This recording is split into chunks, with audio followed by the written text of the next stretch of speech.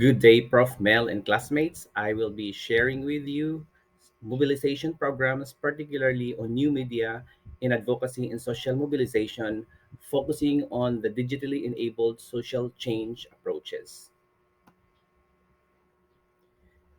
We'll be sharing with you the objectives, the information about digitally enabled social change, some history and the focus areas where it's going, the look and feel of the e-tactics and the websites, as well as contents on the cost and participations as it relates to cheap and affordability of such actions. The objective for this presentation is for us to describe how new media, which I will be presenting later on in the succeeding slides, can be used for advocacy and social mobilization. And similarly, we are expected to reflect on how this new media can be best used for advocacy and social mobilization. So, what is digitally enabled social change? It is a utilization of the internet and web technology in social mobilization. It talks about leveraging affordances such as online protest that has low cost and has the ability to aggregate without the co-presence in time and space. So there are three approaches. One is the immobilization. So an example is the rally in Washington, D.C. in 2007, which was organized by United for Peace and Justice Against War in Iraq.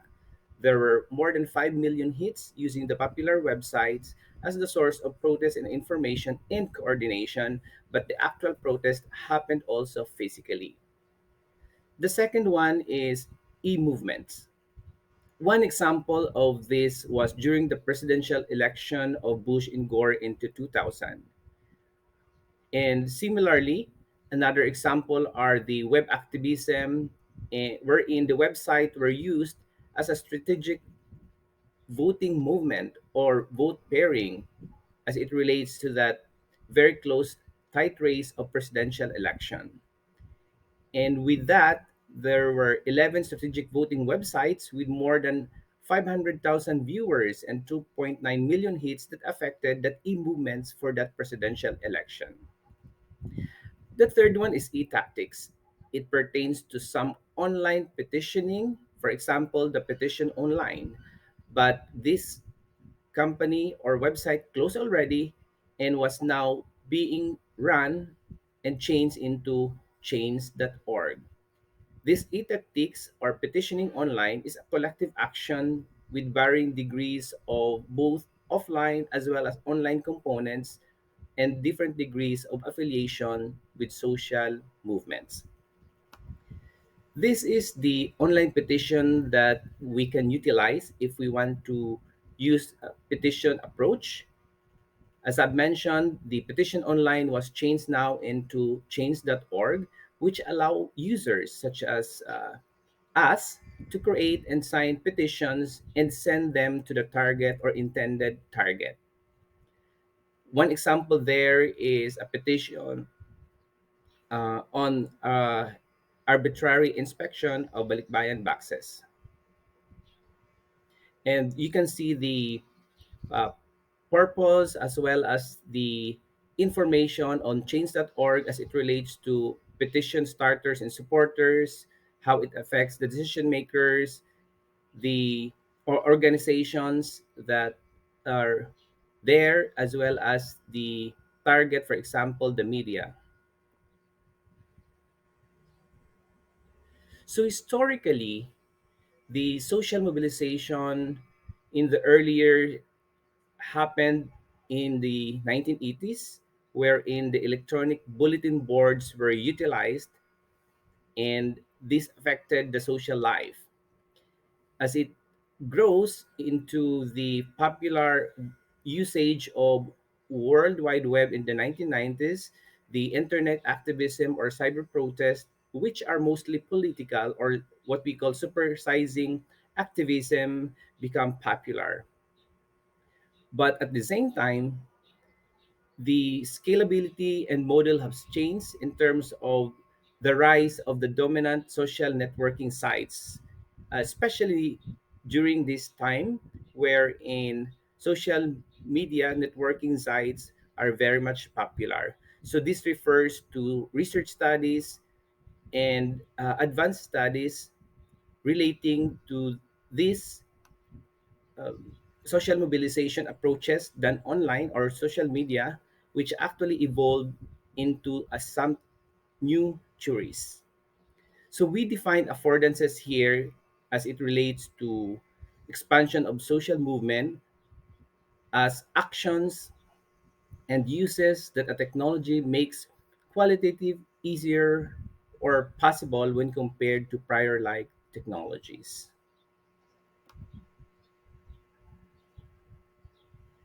The e-tactics and websites has a role in social movement.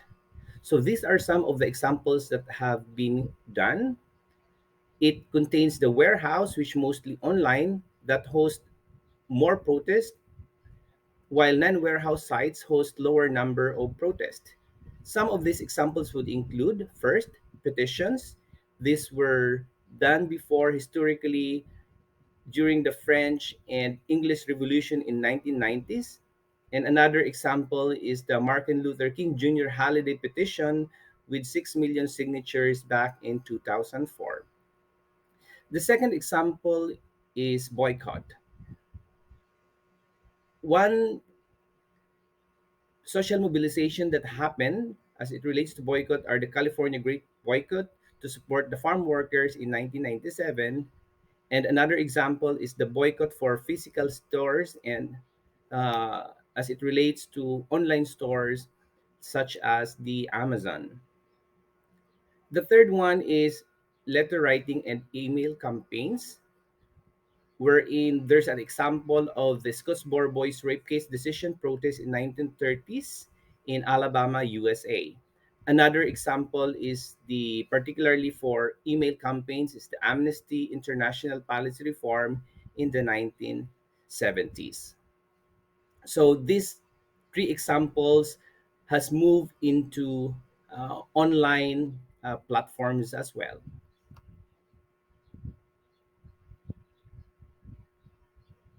Let's look at how this social mobilization reflects the costing as well as participation.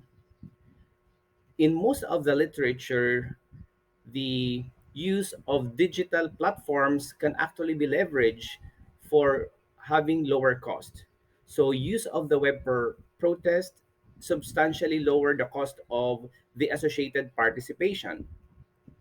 It is also compatible with the leverage affordances which we defined earlier as an approach of collective action.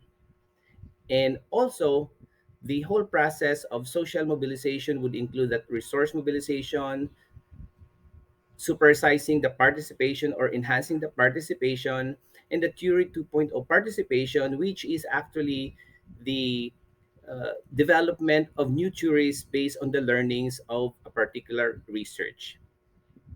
However, virtual participation may not all be online activities. So, for example, boycotting of non-making purchase at the actual locations or store are non-online activities, which is actually coupled or leverage and coordinated with online activities as well. Similarly, protest can also be automated so that it could further reduce the time and cost. However, this is something for the skeptics to consider or ponder. There are some arguments that the success or failure of these actions as it influence the protest may have some challenges. So this is something that maybe we can think of in terms of how we can utilize this digitally enabled social change platforms as it relates to our advocacy and social mobilization. This is the book that we study. by Jennifer Earl and Katrina Kimpot. I hope that you have learned the approaches as well as some of the examples for this digitally enabled platform on social mobilization.